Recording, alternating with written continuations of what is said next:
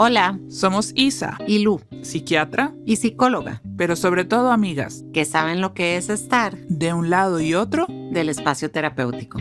Ojalá lo disfrutes. Porque al final, De terapeuta y loco, todos tenemos un poco.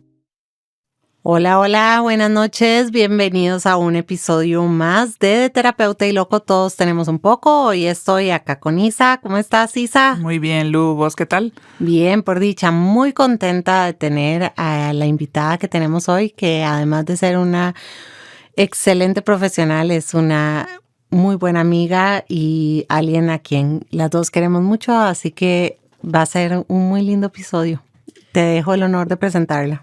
Eso, yo empezaría presentándola como la tercera pata del banco, ¿verdad? la voz que está ahí detrás de las bambalinas, ¿verdad? Muchas veces, porque es una gran amiga y que conocimos en el ejercicio profesional hace ya muchos años. Cuando yo empecé en el Calderón, ustedes dos ya estaban ahí.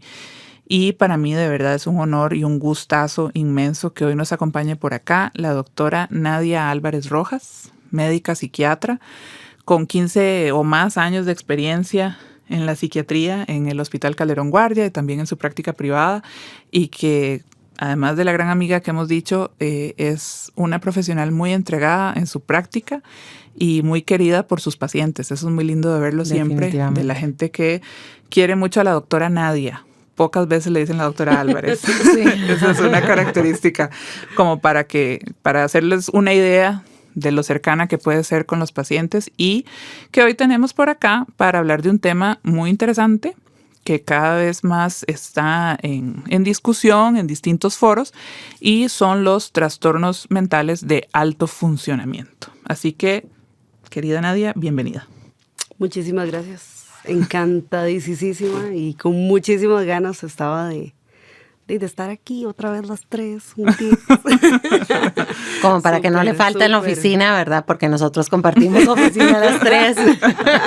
No, y además un tema que nos convoca a las tres, creo, como que a ambos lados del poquito, ¿verdad? Del escritorio, ¿verdad? Así es. Definitivamente. Totalmente, a ambos lados del sillón. Y tal vez arranquemos, Nadia, contándonos ¿cuáles son los trastornos del afecto más frecuentes? Que luego vamos a hablar qué significa esto de alto funcionamiento, pero ¿cuáles son los que más vemos, o sea, los trastornos del afecto que más frecuentemente vemos, para poder ir haciendo una introducción a qué es esto de los trastornos del afecto? Tal vez empezando por ahí. Lu, tal vez empezar desde conceptualizar un poco, para quienes no lo tengan claro, el tema del afecto. ¿Verdad? Que puede ser una palabra que de repente se presta a confusión, ¿verdad?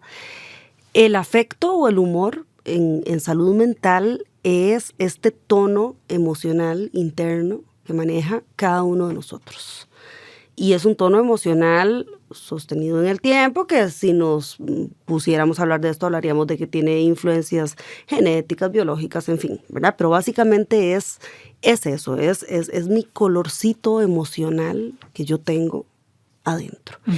Y esa tonalidad, por decirlo de alguna manera, impacta cada aspecto de mi vida conductual, es decir, de cómo yo me manifiesto en el externo. Un poco para entenderlo es cómo mi mundo interno va a impactar cada una de las áreas, o prácticamente cada una de las áreas, de cómo yo vivo en el afuera.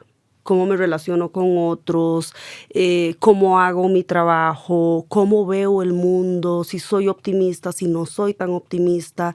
Es decir, impacta cada una de las cosas que nosotros hacemos. Entonces, cuando hablamos de trastornos del humor, estamos hablando de cuando hay una ruptura, cuando hay una disrupción marcada en ese tono que yo tengo.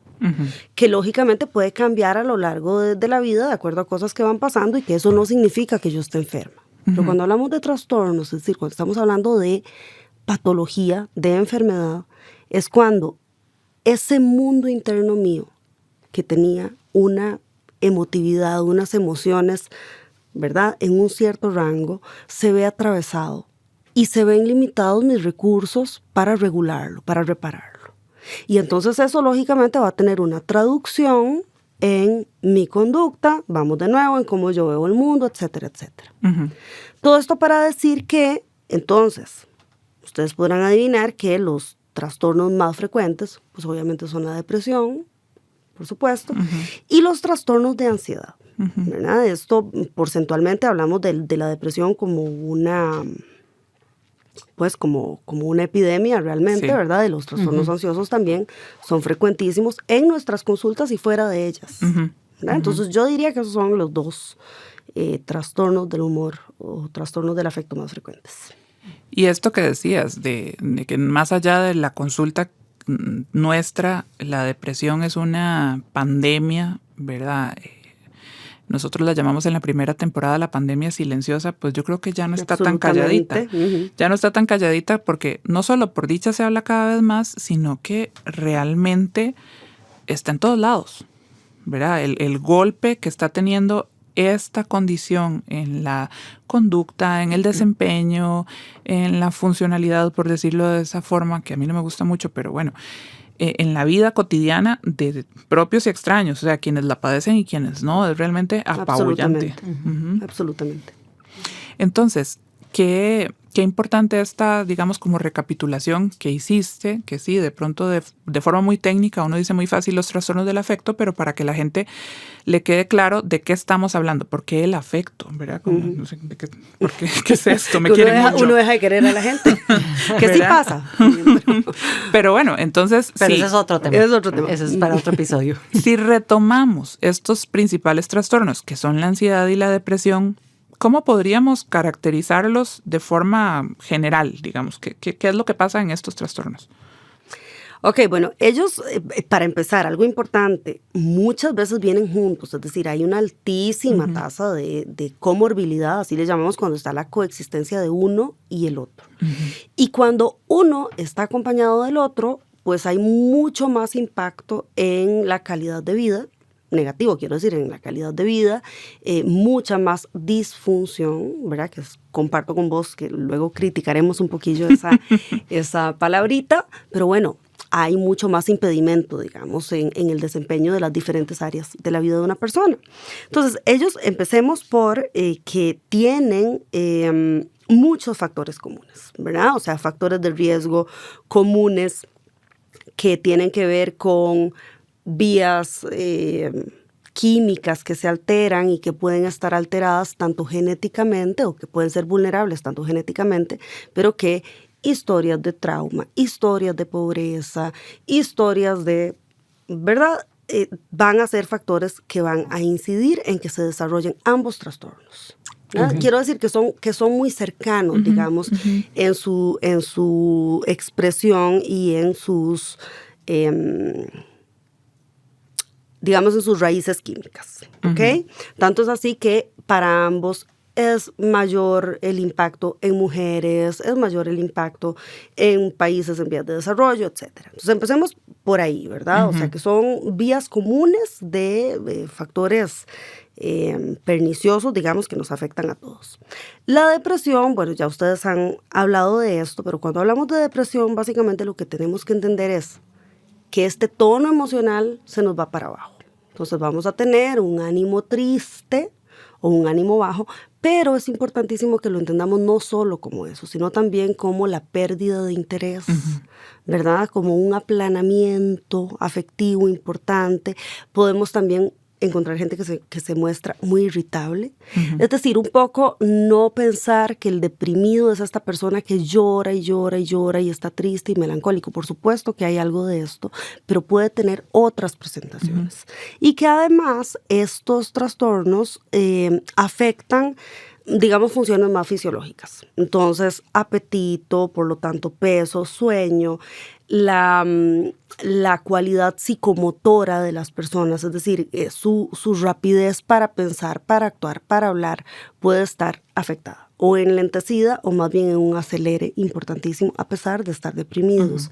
Esto es importante y que se acompañan muchísimas veces de fatiga y que tienen además ambos lo que se llama el sesgo negativo, ¿verdad? Que es esto que nos enseñaban en la universidad hace un montón de años, que era cuando estás deprimido te pones, es como si te pusieras unos lentes oscuros y lo ves todo negativo. Bueno, es que esto pasa, efectivamente, ¿verdad? O sea, estos trastornos que tienen una base química afectan cómo nosotros vemos las cosas y cómo nos vemos a nosotros mismos y afectan cómo interpretamos lo que nos está pasando y lo que estamos percibiendo. Y esto nos puede llevar a círculos viciosos negativos muy, muy fregados, ¿verdad? Porque entonces algo que vos me dijiste, yo lo interpreto de una manera muy negativa y yo digo, sí, Isa tiene razón, la verdad es que soy lo peor, la verdad es que estoy muy mal, entro en circuitos de culpa, y eso me potencia la depresión. Y entonces la cosa empieza de poquito a más y de poquito a más. Y algo sumamente similar ocurre con la ansiedad, solo que entendamos que en la ansiedad quizá la emoción pivote va a ser la angustia, va a ser el miedo. Entonces puede ser que yo no ande entristecida, ¿ok? Pero lo que voy a tener es un tono de alerta, de hiperalerta elevado, en donde yo no logro relajarme. Y estoy súper preocupada, ¿verdad? Y estoy preocupada por cosas, a ver, que no son irreales, que yo reconozco que sí, que claro, que me preocupa, no sé, que mis hijos se enfermen y que me preocupa que en el trabajo las cosas no vayan bien. Pero lo que el paciente te dice siempre es, ok, sí, es de preocuparse, pero no logro manejar, no logro calibrar la proporción que yo le estoy dando a mi preocupación. Entonces no dejo de pensar en esto. Llego a la casa, piensa y piensa y piensa. Soy de estos rumiadores, ¿verdad? Soy de estos preocupados que antes no era así. Y que ahora algo pasó y yo no entiendo qué pasó, pero ahora estoy así. Y obviamente, como hablábamos en la depresión, eso traspasa, digamos, de ser solamente un tema emotivo a ser ya un tema funcional. Es decir, ya entonces no me puedo concentrar, o sí, ok, hago mi trabajo, me concentro, pero a expensas de un esfuerzo enorme, ando súper fatigado, no me puedo relajar en la casa, no puedo disfrutar. Este es un aspecto que comparten ambos tipos de trastornos, ¿verdad? Mi disfrute. Ya yo no disfruto. Lo que a mí me gustaba hacer ya no puedo, ¿verdad? Hay como un corte en esa vía de placer, de disfrute, en esa cuestión lúdica, en ese estar en el momento presente y entregarnos a lo que estamos haciendo y olvidarnos de otro montón de cosas, se pierde. Lo cual se vuelve, en el caso de la ansiedad, una experiencia dolorosa. Caigamos o no en depresión, se vuelve una experiencia de muchísimo sufrimiento. Y bueno, y todo lo que hablábamos, ¿verdad? Cómo además entonces se afecta sueño, apetito, etcétera, ¿verdad? Por ahí va la cosa. Yo siempre les digo a los pacientes que la depresión y la ansiedad son como hermanitas, ¿verdad? Van muy juntas. Sí. Y algo que también uno ve en la clínica, no sé si lo compartís conmigo, es que el paciente que está en este estado hiperalerta todo el tiempo, súper ansioso, llega un momento en que se funde y se va para la depresión, ¿verdad? O sea, como que muchas veces uno ve que hay ansiedad previa a la depresión y muchas veces que en la ansiedad también hubo depresión antes, ¿verdad? O sea, como que una antecede a la otra porque se funden o porque se cansan o porque empiezan a encontrar como estos mecanismos, ¿verdad? Para tratar de subsistir. Y lo que vos decías del sesgo negativo es de yo mejor no digo nada para no molestar, porque yo no quiero ser una carga, yo no quiero importunar, ¿verdad? Entonces, muchas veces la gente dice como, ¿y esta gente cómo es que llega a consulta? ¿Verdad? Como, ¿por qué si se sienten tan mal o están así como en ese acelere? ¿Por qué van al doctor? ¿Qué es lo que los lleva ahí? ¿Es esta acelere? ¿Es esa tristeza o qué? Sí, bueno, no sé, ¿verdad? ¿Cuál ha sido como la experiencia de ustedes? Esto se los digo, digamos, de mi puritica experiencia más que de una cosa teórica.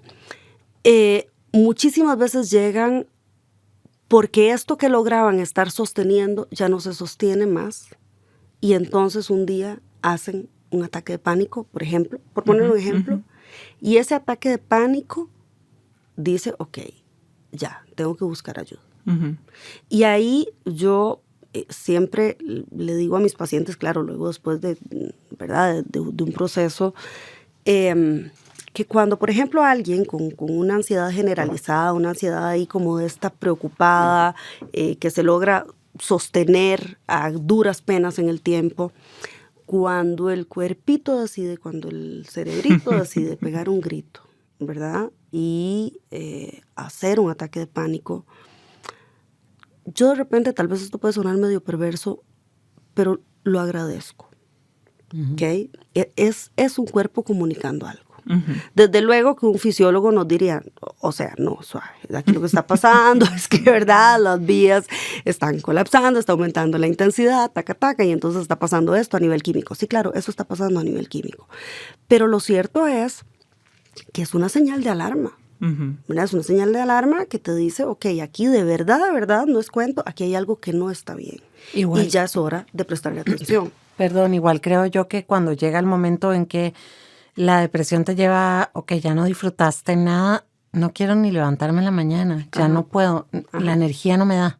Es como ese mismo pedido de auxilio, ¿verdad? Absoluto. Que yo muchas veces coincido contigo, uno dice, bueno, te pareciera que tenías que llegar a ese punto para poder animarte a pedir ayuda. Absolutamente, ¿verdad? Porque las consultas, por lo general, son por disfunción. Es decir, ok, ya hice un ataque de pánico, ya esto sí está feo. O, ok, ya no lo estoy logrando ni en las cosas más mínimas. O tengo una falla cognitiva importantísima y ya me asusté, ¿verdad? Porque mi abuelito tenía Alzheimer y a mí se me están olvidando las llaves y se me está olvidando el otro día dejé al chiquito en la escuela y no pasé a recoger, ¿verdad? Entonces ahí es donde la gente dice, no, ya aquí de verdad hay algo que está mal.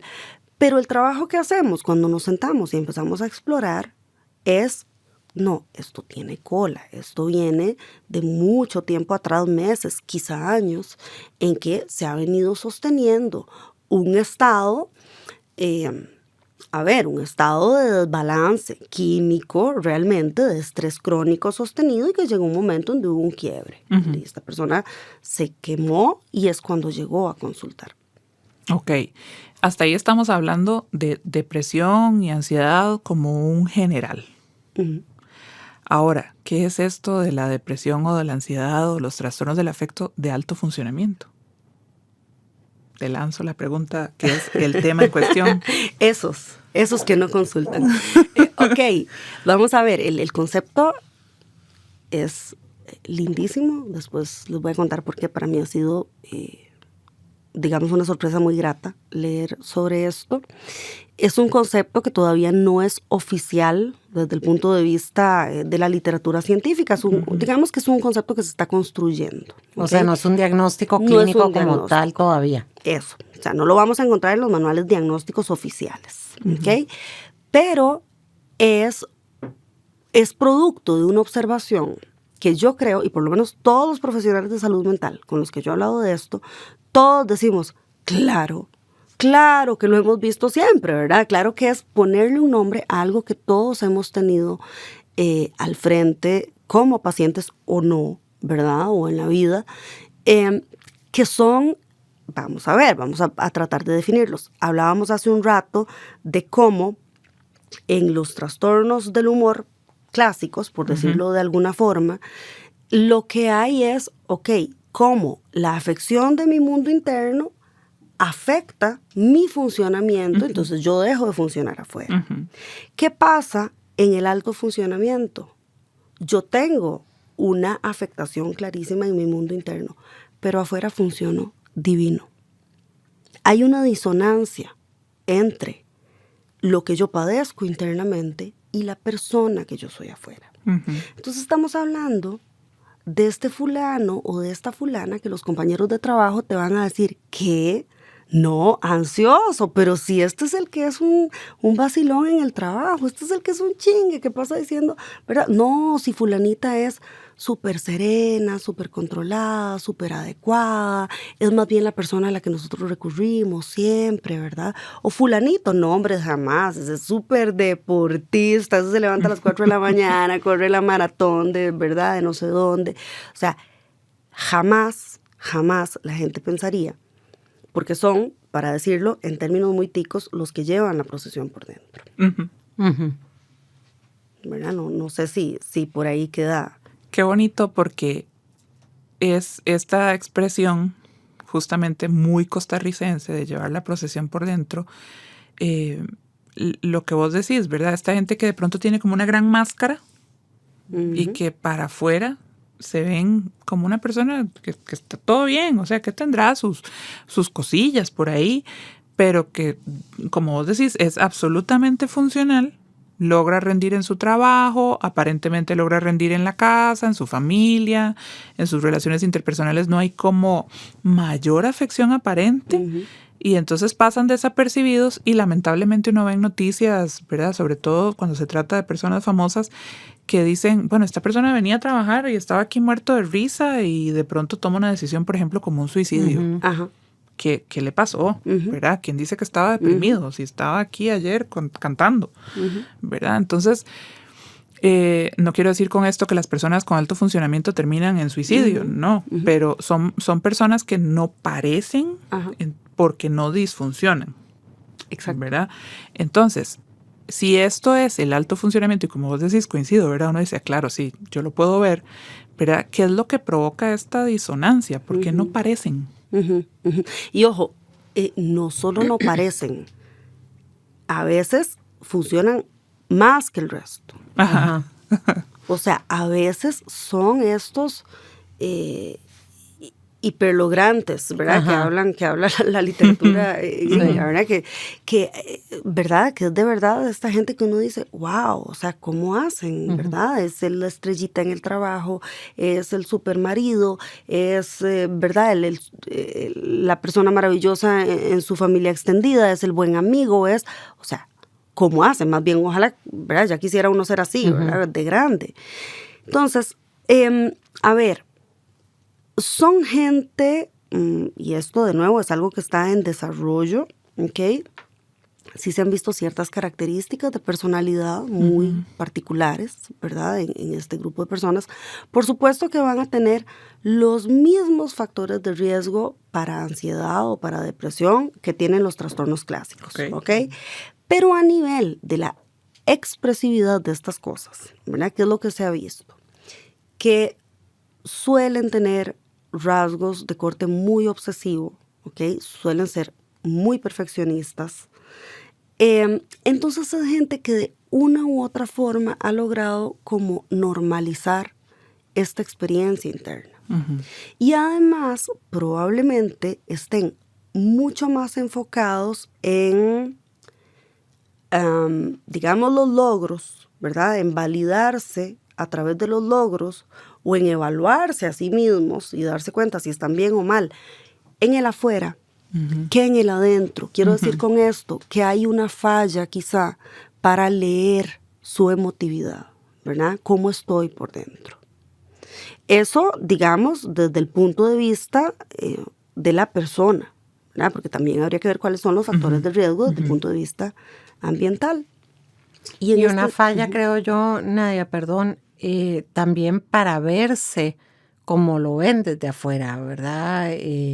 Para poder ver todas estas cosas que hace, que logra sin descalificarlas, sin bajar el piso, sin convertirlas en esto no es suficiente y sigo con esta visión negativa de mí mismo, del mundo, de los demás, porque nada de esto es suficiente. Claro. Dos cosas que se mencionan es justo el tener miedo al fracaso, lo cual te lleva a querer siempre más y más y más y más y no lograr decir que no, porque el no hacer algo o no hacerlo al 100%, ¿ok? No permitirme un 80%, ¿verdad? Hoy en el trabajo me voy a sacar un 80%, tranquilito. El no permitirte esto siempre va a ser interpretado como un fracaso. Entonces, no está permitido fracasar, y digo fracasar haciendo comillas, ¿verdad? No está permitido bajar la guardia, ¿ok? Eso por un lado. Y por otro lado también, no está permitido, digamos, hacia mí mismo hacer quiebres. Es decir, tiendo a ser mucho más generoso con los demás que conmigo. Y esto nos pone en un predicado que al final de cuentas, desde un punto de vista como más humano, es muy injusto, ¿verdad? Muy injusto. Entonces encontramos gente que yo a veces vacilo un poco con los pacientes de hablar de esto de cuando uno solo tiene una marcha, ¿verdad? Es como que vos tenés un carrazo y nunca te diste cuenta que podías bajarle la marcha, ¿verdad? Nunca te diste cuenta de que se vale andar a otros ritmos, ¿ok? De que no en todos los escenarios de la vida hay que sacar la artillería pesada. ¿Por qué?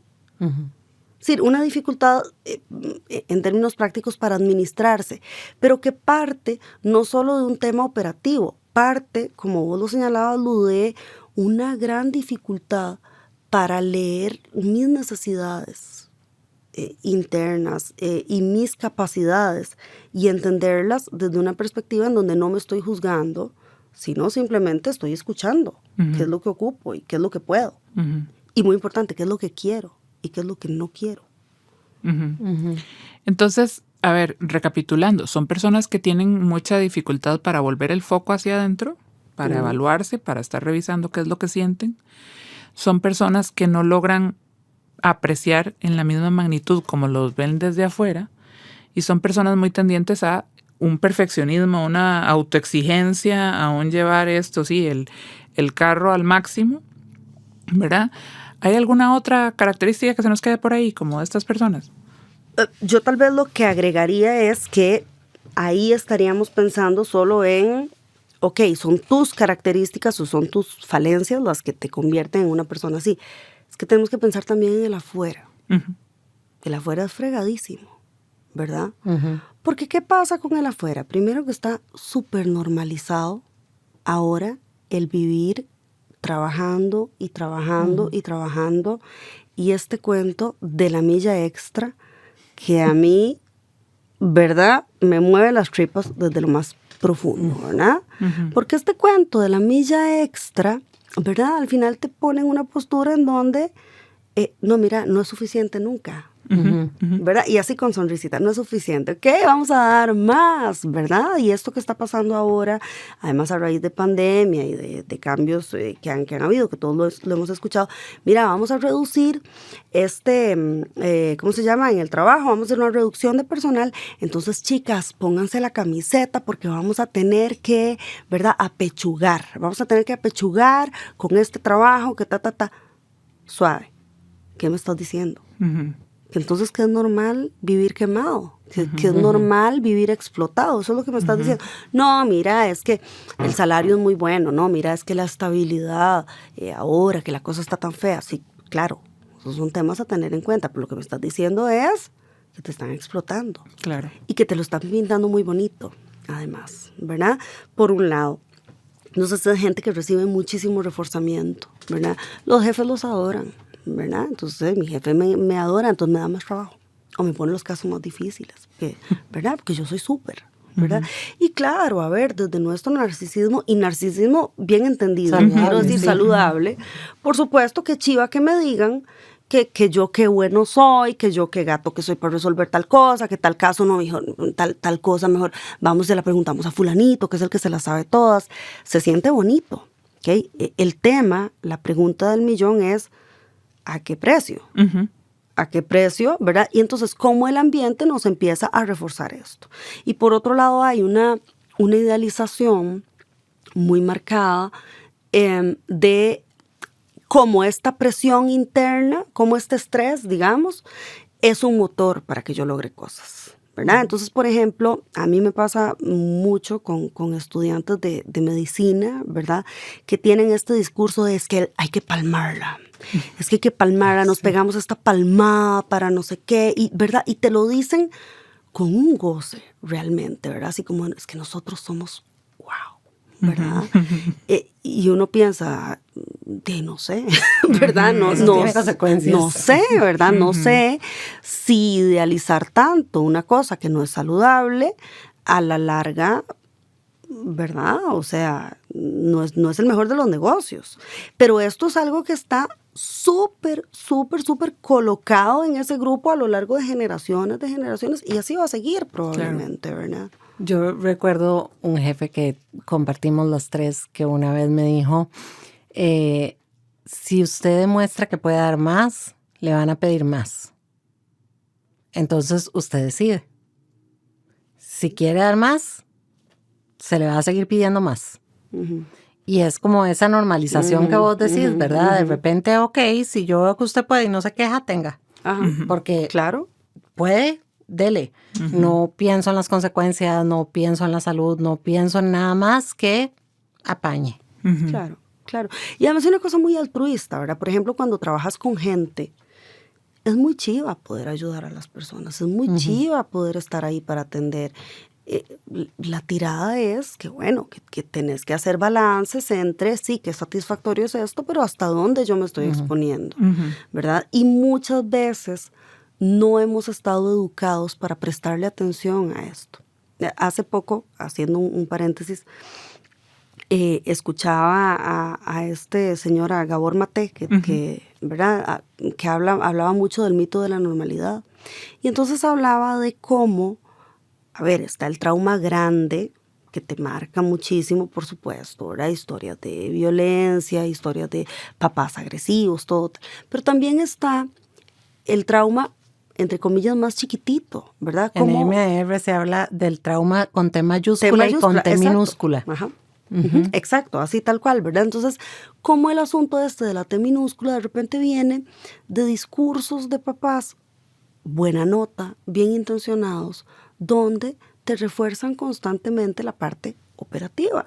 Y yo pensaba, bueno, ¿quién de nuestra generación vivió lo que ahora estamos viendo con los chiquitillos que les enseñan ahora en la escuela? Las caritas, ¿cómo estás? ¿Estás triste? ¿Estás contento? ¿Cómo te sentís? Por supuesto que no. ¿Qué era lo que nos enseñaban?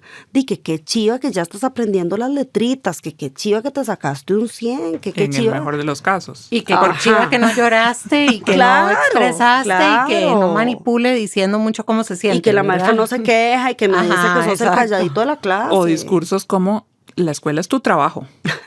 ¿Verdad? A vos en esta casa no se te pide nada más. La escuela es tu trabajo y vos de 100 para arriba, porque no puedes traer menos. No, mira, que es que a todo el mundo le fue mal y se sacó un 80. Usted no es todo el mundo. Usted no es todo el mundo, ¿verdad? Usted me tiene que traer un 100. Y ese tipo de discursos donde justamente la exigencia constante de tener que ser el mejor, de sobresalir, y los cuadros de honor y los premios, ¿verdad? Estos así terribles que yo creo que cada vez más, por dicha, están en desuso, pero que siguen existiendo, pero siempre eso, vos diste la milla extra, vos sos el mejor, vos sos el campeón, sos el que, ¿verdad? Merece reconocimiento, y entre más lo hagas, más te voy a querer, que es un poco el discurso que va por debajo. Claro, y que es lo que de repente vos entendés como niño, porque de repente son papás, repito, que tenían buena intención, sí, claro. Querían que fueras bueno, querías que y lo lograron, ¿verdad? Lo lograron muy a cuestas tuyas, ¿verdad? Lo lograron, pero no hubo paralelamente una enseñanza de, bueno, sí, todo bien, pero ¿cómo estás por dentro? ¿Verdad? Porque no aprendes también a descansar, ¿verdad? Porque no aprendes también a que, ok, sí, ya pasaste el examen, ya todo muy bien, perfecto, porque no te echas un rato, ¿verdad? Nunca en muchos ambientes familiares, especialmente, digamos, con este perfil, ¿verdad? Muy obsesivo, muy de logros, muy de proponernos cosas y lograrlas, no existe tal cosa como el echémonos de panza, el descanso y tal. Entonces, al final, ¿qué fue lo que se generó? Y pues gente, para decirlo en una palabra, muy robótica, ¿ok? Pero que gente, ¿verdad? Y que sufre. Y tal vez a mí me gustaría agregar que esto va más allá del ámbito meramente laboral, ¿verdad? Hay gente que donde tiene que rendir mucho es en cuidar a la gente en la casa. A usted le toca cuidar a su mamá, a usted le toca organizar todas las tareas de la casa, a usted le toca complacer a su esposo, a rendir, a ser la supermamá, y entonces además de que vas y te matas en el trabajo dando la milla extra, tenés que venir y entonces tener la noche de pizza con los chiquitos y criarlos bien y disciplina positiva, y no te estreses porque con los huilas también tenés que estar como ecuánime para ser la supermamá y además tener la casa súper linda, anda a hacer ejercicio y cuídate y acomódate el pelo y las uñas, ¿verdad? Y como ¿verdad? Exigencia en todos los ámbitos, no solo en lo laboral. Absolutamente, ¿verdad? Y eso está afectando montones en, cuando uno pregunta por hobbies, por ejemplo, la gente dice, es que yo no soy bueno en nada. Ok, sí, pero yo no te pregunté en qué sos bueno. Yo te pregunté si haces cosas por diversión. Si hay cosas que disfrutas hacer, pintas mandalas, haces muffins, los quemas, no me importa, pero los cocinaste, te divertiste. Y ese concepto de hacer cosas por el simple hecho de divertirse, muchas personas no lo tienen. Porque si hacen algo, o sea, si pinto acuarela, tengo que pintar súper bien. No puedo nada más hacer un par de rayas de acuarela y ya está. No, tengo que ser súper bueno en acuarela, ¿verdad? Y entonces, si no fui súper bueno, entonces ya lo dejé y no tengo hobbies, porque no soy bueno en nada. Claro. Y entonces, y mucha gente, a mí me llama la atención, viene y se define, es que yo nunca fui bueno en nada. Yo nunca fui el deportista, nunca fui la promedio de honor, nunca fui la... Bueno, ajá, ¿y? O decís, ¿cómo te iba en la escuela? Bueno, yo no era promedio de honor, yo no era de 100. No te pregunté qué notas tenías, te pregunté cómo te iba, cómo socializabas, cómo estabas adaptado, ¿verdad? Pero lo tenemos, el chip súper metido. Numérico, claro. O también me pasa mucho, Lu, cuando pregunto justo por hobbies, que te contestan en pasado. Ajá. Sí, bueno, a mí me gustaba correr.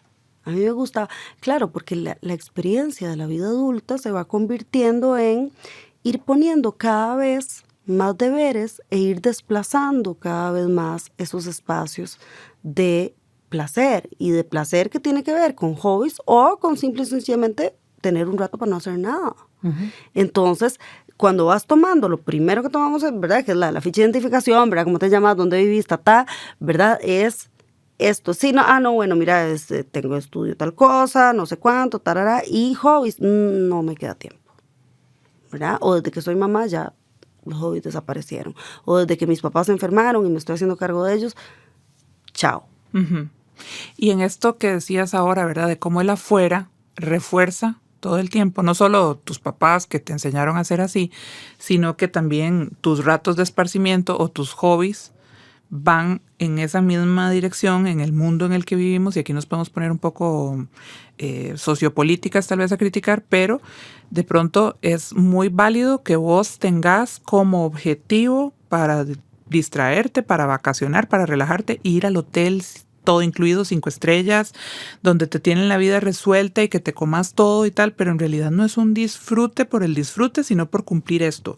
O comprarte la última pantalla o la última computadora, la última tablet, por el mero hecho del chunche, no de lo que el chunche te permite hacer, ¿verdad? Sino que es como llenarte de estos montones de artefactos, porque eso es lo que toca, no porque te vas a distraer viendo una película en la tablet o porque vas a ir a la playa a ver el atardecer, sino porque hay que cumplir con todas estas otras cosas. O si vas a correr, tenés que hacer la maratón, o si vas a nadar, tenés que hacer aguas abiertas, o si vas a ballet, tenés que hacer presentación, o si vas porque ¿cómo vas a hacer algo donde nadie te vio? Claro. Exacto, donde no hubo ningún logro, nada concreto, nada más fuiste, lo hiciste y no pasó nada. Claro.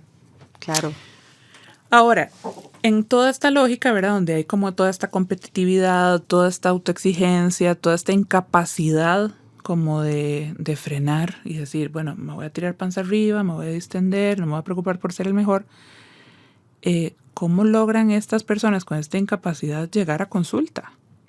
Porque de una u otra forma es decir, no lo estoy logrando, no estoy pudiendo, fallé, soy un fracaso y doctor, ayúdeme. Por eso empezaba con la broma de esos son los que no consultan. Esos son los que no consultan. Jamás, nunca por un tema emocional, ¿verdad? Porque antes muertos que sencillos, ¿verdad? O sea, a ver, no. Muchísimas veces llegan a consulta más por lo que nosotros técnicamente llamamos equivalentes ansiosos o equivalentes depresivos. Trastornos de dolor crónico, ¿verdad? Fibromialgia en las supermujeres cuidadoras que sostienen familias enteras, ¿verdad? Digo, sin generalizar, pero es un perfil que vemos clarísimo, ¿verdad? O me lesioné, ¿verdad? Me lesioné porque iba a correr la maratón y entonces dejé de hacer ejercicio, entonces me empecé a huevar, ¿verdad? O el tema de las fallas cognitivas o el uso de sustancias, ¿verdad? También, o sea, ya estoy tomándome más whiskitos de los que le gustan a mi esposa y ya tuvimos ahí unas discusiones. Quiero decir, son pacientes que rara vez llegan y te ponen sobre la mesa el tema emocional. Llegan con apertura porque saben e intuyen que algo no está bien, que algo no anda bien, se sienten mal, ¿ok? Pero, como vos lo decías, no es el paciente típico que te dice, ok, vengo porque creo que estoy deprimido, porque, ¿verdad? Me siento triste, o me siento ansioso, o me siento... No me siento, no sé dónde estoy. Siento que me duele aquí, siento que se me jodió allá, siento que se me están olvidando cosas, siento que estoy tomando mucho guaro. ¿verdad? O que estoy fumando mucha weed, ¿verdad? Eso es lo que siento. Pero por dentro, Lo de siempre. Pues sí, ¿verdad? Lo normal, y sí, uno estresadillo, ¿verdad? Hay una paciente que compartimos vos y yo que lleva 1 año en consulta. Se le ha hablado de un trastorno depresivo ansioso. Ella empezó a venir por un tema de salud y recientemente cayó en cuenta de que un trastorno depresivo ansioso implicaba depresión. Y entonces ella me decía, pero ¿cómo yo voy a estar deprimida? Yo, pero ¿cómo usted recién se está dando cuenta? Pero bueno, pero si yo canto todo el día, pero si yo hago las cosas, pero si yo siempre alegro a todo el mundo, pero si yo siempre le echo ganas, pero si yo siempre he sido optimista, yo no puedo estar deprimida. Y el nivel de negación de esto fue, ok, sí tomas ansioso, ok, sí, lo siento, porque las palpitaciones y cuando la ansiedad, como decíamos hace un rato, llega un momento que se hace suficientemente aparatoso como para que no se pueda negar. Pero duró 1 año en caer en cuenta de que lo que está sintiendo es parte de una depresión.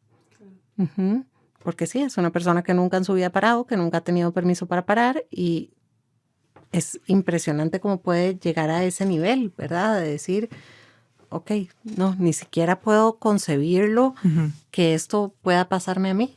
Bueno, y que puede ser otra de las motivaciones inconscientes para vivir así, ¿verdad? O sea, el evadir ese momento duro y crudo para todos nosotros, que es volver a ver hacia adentro y decir, estoy partido en 4. No es fácil, no es fácil. Y en ese sentido, cuando los pacientes finalmente empiezan a entrar en esa zona, yo les valido muchísimo, ¿verdad? Esto de cómo ha sido difícil llegar ahí, cómo para nadie es fácil. A ver, hay gente que de repente por temas culturales o lo que sea, pues tiene mucha más apertura a revisarse y tal, y lo disfrutan mucho, pero realmente, por lo menos en nuestro medio y en mi experiencia, no es lo habitual, ¿verdad? Lo habitual es que ir y sentarte frente a un profesional de salud mental y decir, no ando bien, es una de las cosas más vulnerables. Total,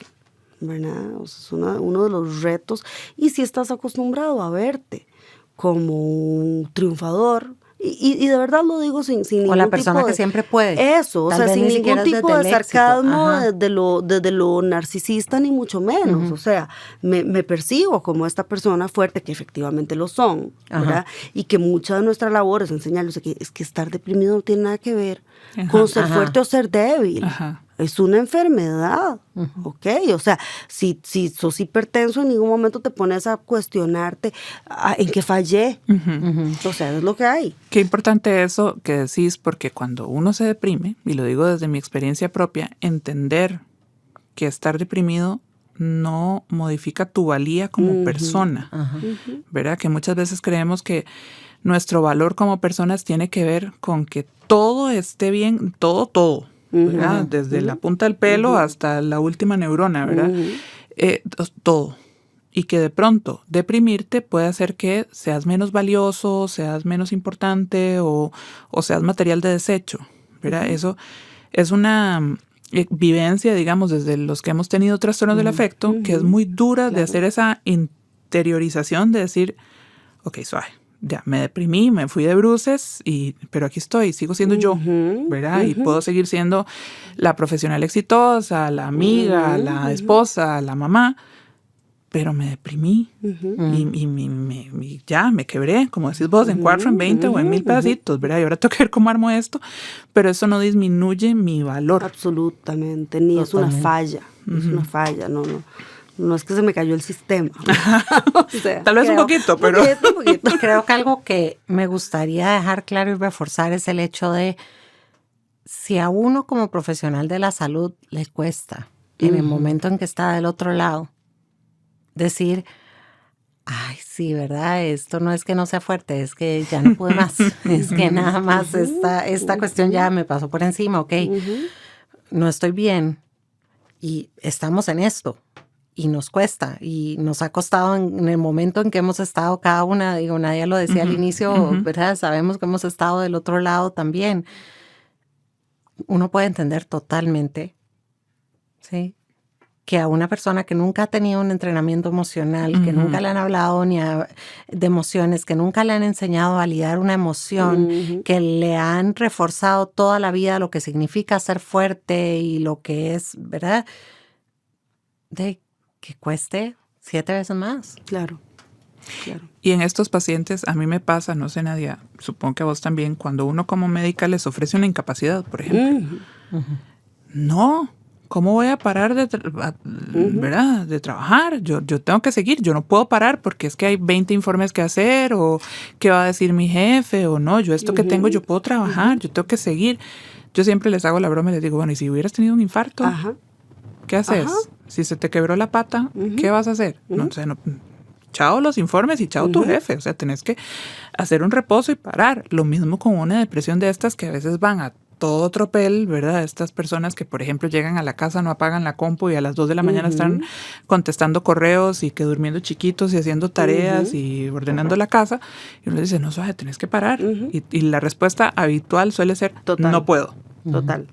O dame unos días para dejar todo acomodadito, ¿verdad? Para poderme incapacitar. Exacto, ¿verdad?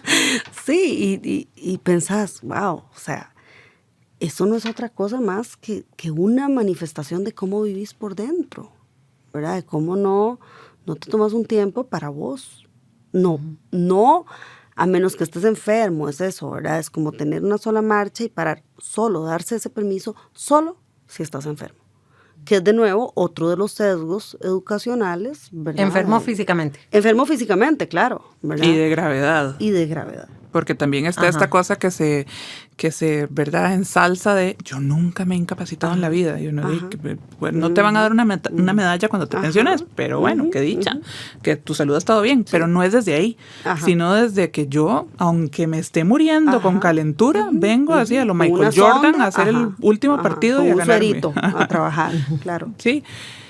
Ahora, si esto pasa, estas personas llegan por estos equivalentes a consultar, se dan muy poco permiso, digamos, como de frenar.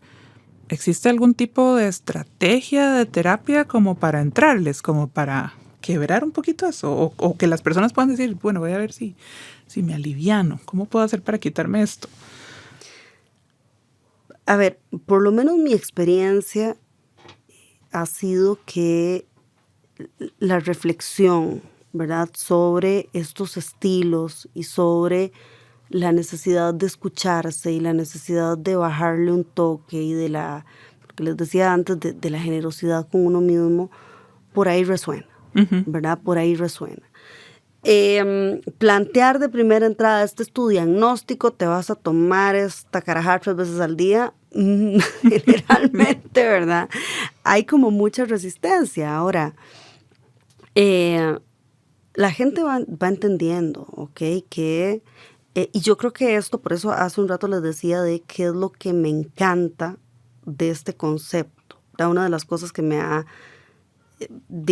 sorprendido muy positivamente es que implica un cambio de paradigma, ¿verdad?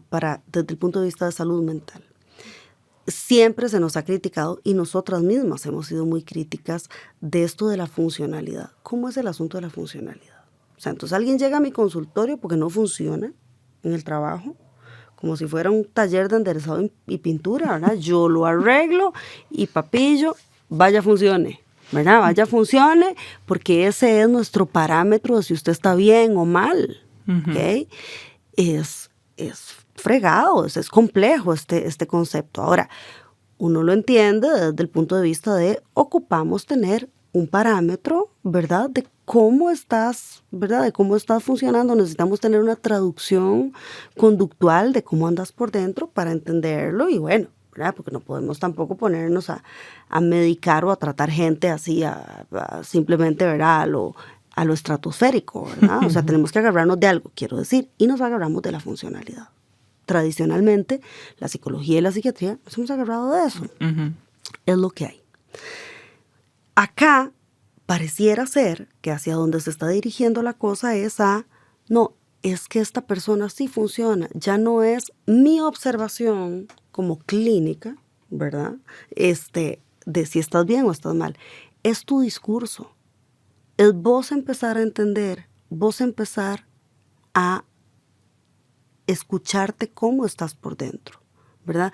Está más basado el enfoque entonces en tu bienestar, en formularte esta pregunta de, ok, ¿es posible que yo siga así funcionando, pero de otra forma, internamente, sin tanto dolor? Es posible que yo también logre cosas, pero también me dé permisos a veces de no lograr, de no hacer, de bajar la guardia, ¿verdad? Esa pregunta, desde el punto de vista humanístico, es valiosísima. Claro. Es valiosísima. A partir de ahí, discutiremos y hablaremos de, ok, suave. Hace unos días alguien me preguntaba, bueno, pues si la persona funciona, entonces, ¿qué? ¿Le das pastillas o no le das pastillas? Y pues sí. O sea, tiene un trastorno de ansiedad, ergo tiene un estrés crónico, ergo se le están cocinando las neuronas. O sea, es que esto no es una cuestión metafísica, es que esto es una enfermedad, ¿verdad? Hay estructuras cerebrales ahí, ¿verdad? Que están sufriendo, que se están dañando. Y si bien es cierto, no va a colapsar pasado mañana, esto tiene ¿verdad? O sea, esto tiene una factura y no nos vamos a esperar a que colapse para tratarlo. Claro, vos no le preguntarías a un endocrinólogo ni a un internista, mira, yo soy hipertensa, pero yo me siento bien, me tomo el tratamiento. No se lo preguntas, ¿verdad? Porque, o sea, todos sabemos, y no en el área de salud, todo el mundo sabe que el diabético se tiene que tomar el tratamiento, aunque ande bien. Y además saben que el tratamiento es integral, que no es solo un tema de tomarte la pastilla, ¿verdad? Pero en salud mental nos falta mucho todavía por los estigmas que tenemos. Entonces, la respuesta es sí hay que tratarlos. Ahora, que el paciente esté listo o no esté listo y que uno quiera ser respetuoso de los tiempos del paciente, esa es otra cosa. Que querramos pasar a un abordaje en el que quiero primero escucharte, quiero ver a dónde estamos, pensalo, tómate tu tiempo, porque es, de nuevo, es no caer en esa prisa, en esa precisa de hay que hacerlo ya. No, precisamente se trata de que vos encontres tus tiempos y de que vos tengas una voz y un voto en este asunto, ¿verdad? Precisamente rompiendo, ¿verdad? Como estos patrones de los que ellos vienen, ¿ok? Pero la respuesta de marque con X es sí está enfermo y si hay que medicarlo, ¿no? Mi experiencia desde la parte terapéutica es que muchas veces estas personas vienen primero a terapia, que tiene ya menos estigma que el psiquiatra, ¿verdad? Y que llegan a terapia, obviamente la primera vez que uno plantea psiquiatría no lo suelen aceptar. Claro. Suele ser algo que yo voy poniendo sobre la mesa y siempre les digo, ok, sabe que es posible que yo lo vuelva a retomar más adelante y ya lo retomo suficientes veces, exacto, lo retomo suficientes veces hasta que hacen caso, digamos. Pero por lo general estamos hablando de personas con un nivel intelectual de promedio para arriba, ¿verdad? Claro. Estamos hablando de personas que han logrado mucho y que justamente por ese recurso interno es que han logrado funcionar tan bien a pesar de lo mal que se sienten. Y que sí saben que algo no está bien. O sea, muchas veces lo que dicen es, no sé qué decirte, todo está bien, pero yo no estoy bien. Y yo no sé por qué yo no estoy bien. Además, yo no estoy bien. Entonces, en ese yo no estoy bien y ¿verdad? No sé bien qué es. Se empieza el trabajo terapéutico y la letra pequeña de la terapia que nunca hago el disclosure desde el día 1 es que una vez que la mente aprende a cuidarse, a poner límites, a sentirse mejor, no quiere volver atrás. Total. Entonces, cuando quieren volver a usar esos recursos que les funcionaban antes para dejarse de lado y no escucharse, ya no se puede, porque es como, sí, la letra pequeña de la terapia, digamos, que ya tu cuerpo, todo tu ser integralmente no te va a dejar, no va a querer que te devuelvas. Una vez que ya pasaste ese punto donde dijiste, ok, sí, aprendo a ponerme yo primero para poder poner a los demás después, ¿verdad? Porque, por ejemplo, lo hacías el escenario en medicina y ustedes saben que yo en medicina, los médicos siempre he cuestionado mucho el poco autocuidado que les enseñan. Claro. Lo poco que les enseñan a cuidarse a ustedes mismos, porque cuando estamos al cuidado de otros, si no nos cuidamos nosotros, llega un momento en que ya no cuidamos al otro. Claro. Y ese autocuidado es el mejor cuidado para los demás, pero esa fórmula como que está muy distorsionada en si yo dejo mi sangre en el camino, entonces todo está bien, pero entonces hay un montón de gente que no se benefició de esto que yo tenía para ofrecer. Pero en el momento que el cuerpo aprende a cuidarse, a quererse y que se da cuenta que también puede seguir dando cosas lindísimas Por supuesto. e incluso más lindas y más sinceras, no hay vuelta atrás. Sí. Qué complejo todo esto, ¿verdad? Porque, bueno, vos pones el ejemplo de medicina, estoy segura que hay muchas otras, sí, ¿verdad? Claro. Ocupaciones y situaciones en las que no aprendemos este autocuidado. Y estoy segura que desde ahí mucha gente está diciendo, pucha, ¿será que yo estoy así? ¿Verdad? ¿Cómo hago para revisarme? ¿O cómo hago para cuidarme?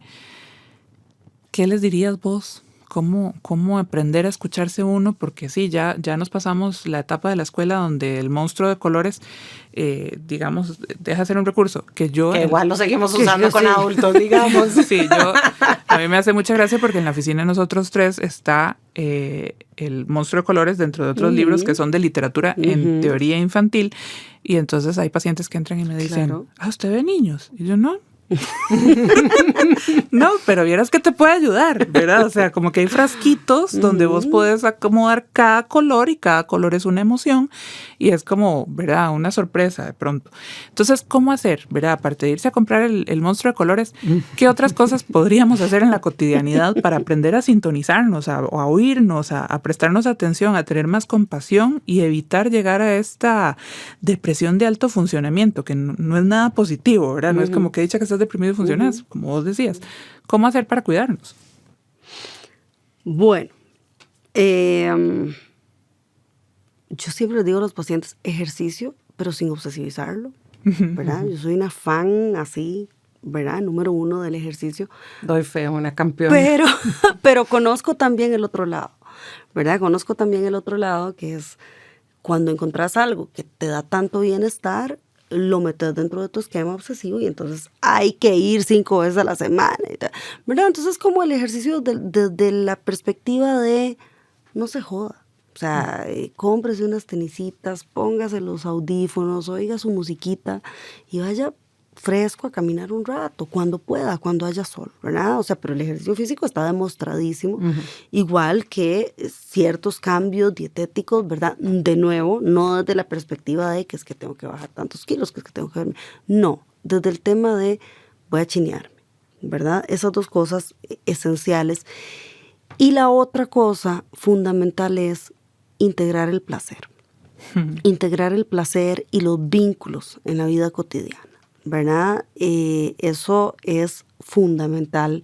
El vínculo sana, ¿verdad? O sea, el compartir con los tuyos, el pensar de quiénes te estás rodeando, el tener tribu, el pertenecer, que son las cosas que se van desplazando poco a poco en esta cuestión de hipercumplimiento, ¿verdad? Entonces estoy muy cansado porque me levanté a ir al gimnasio a tal hora, porque después trabajé de tal hora a tal hora, porque después, como a mis chiquitos, los estoy haciendo igual, entonces los llevé a clases de no sé qué, con clases de no sé cuál, con clases de no sé cuánto, ¿verdad? Entonces llego a la casa en la noche y cocino, pero además cocino orgánico con esto, entonces, ¿verdad? Entonces, no tengo tiempo. Pero nunca hablamos, nunca conectamos, nunca realmente estuvimos ahí. Claro. Ni en pareja casi, ¿verdad? Porque el día tiene pocas horas para todo lo que queremos hacer. Entonces, yo partiría de nuevo, ejercicio, descanso, fundamental. No podés pretender estar bien si no descansas, si no dormís rico. Eso es fundamental. Y si no conectas con los tuyos, si no conectas con tu placer, ¿verdad? Para mí esos son los 4 pilares fundamentales. Y a partir de ahí, lo creativo de cada quien. Lo creativo de cada quien. Vos lo decías hace un rato. O sea, el que pinta, que pinte. El que quiere cantar, que cante. El que se mete a bailar, que vaya a baile. Que se equivoque, que patine y se caiga y haga feo. O sea, volver a esto tan primitivo, ¿verdad? De cuando éramos tan felices, ¿verdad? Cuando estábamos chiquitillos y jugábamos y vacilábamos, ¿verdad? Y podíamos estar sufriendo, ¿verdad? Pero teníamos ese rato, ¿verdad? Que muchas veces la vida adulta lo amputa por completo. Y la pregunta es, ¿por qué? ¿Verdad? ¿Por qué no poder volver ahí?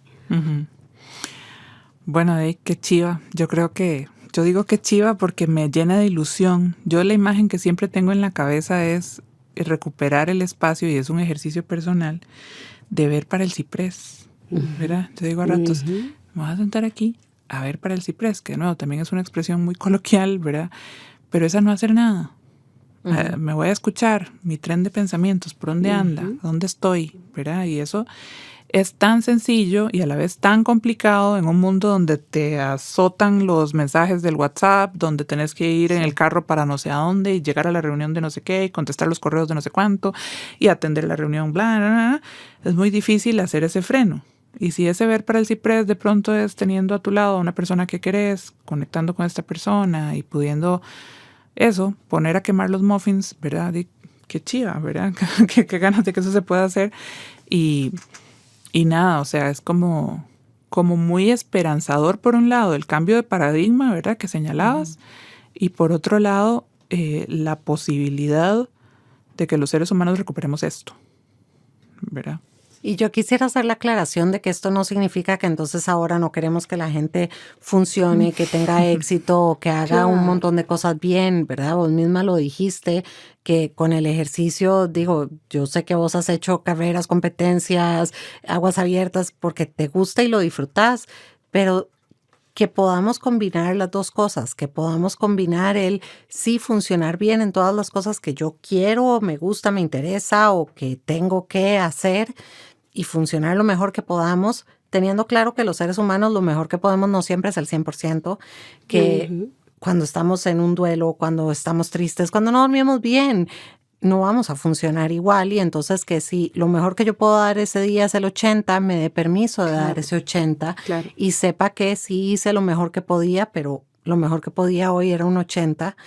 Eso no significa, porque mucha gente cree que entonces les estamos pidiendo ser mediocres, ¿verdad? Y entonces que se conformen con cualquier cosa. Y no, es conectar con uno mismo, con lo que yo puedo hacer cada día. Si este día puedo sobrefuncionar, fantástico, eso es lo que quiero hacer, perfecto. Pero si este día no puedo sobrefuncionar y estoy en el 60, bueno, que yo pueda vivir en el 60 y saber que eso fue lo que hoy pude hacer, acostarme tranquila, en paz conmigo, sabiendo que mañana será otro día, que ojalá me sienta mejor o que trabajaré en mí para sentirme mejor, pero dándonos permiso de tener las fluctuaciones, los cambios y los procesos y momentos que los seres humanos tenemos. Y creo que es un poco eso, ¿verdad? No es que queramos que entonces ahora nadie funcione y nadie sea bueno en nada y nadie, sino es volver a ser humanos, tener espacios para no hacer nada, tener hobbies en los que no seamos buenos, que si hago muffins no tengan que ser los cupcakes decorados y los mejores decorados para subir a Instagram, que pueda estar un rato sin pantalla, que pueda no siempre rendir igual y que eso esté bien. Y que también esté bien los días en que rindo excelente, en que hago todo excelente, en que si soy maravillosa haciendo los cupcakes decorados, perfecto, pero que las dos cosas puedan coexistir. Claro, libertad. Ajá. Así que, para cerrar, ¿verdad? Nada más volver a agradecerte que estuvieras aquí con nosotros. Es muy, muy lindo escucharte y toda esta explicación tan completa, tan clara que nos has dado, digamos, de todo este fenómeno y desde las generalidades de lo que son los trastornos del afecto a cómo esto se diferencia en esta llamada nueva condición que, como decías, no es oficial de los trastornos de alto funcionamiento, pero cómo estas personas también tienen posibilidades, ¿verdad? Claro. Y cómo no es solo un tema de que vienen dañados por dentro, sino que también es en respuesta al estrés que vivimos. Yo creo que va a ser de mucha ayuda para muchas personas, que les va a permitir aclararse y sobre todo hacerse pregunta, ¿verdad? Así que muchísimas gracias por venir. Muchas gracias, chicas. Los quiero mucho. Gracias, Nadia. Y bueno, gracias a todos por escucharnos. No se olviden de seguirnos en todas las plataformas. Estamos en Apple Podcasts, Google Podcasts, en YouTube, en Spotify. Y pues déjenos reseñas, reviews, comentarios, lo que gusten. Todo eso nos ayuda un montón. Nos vemos. Chao.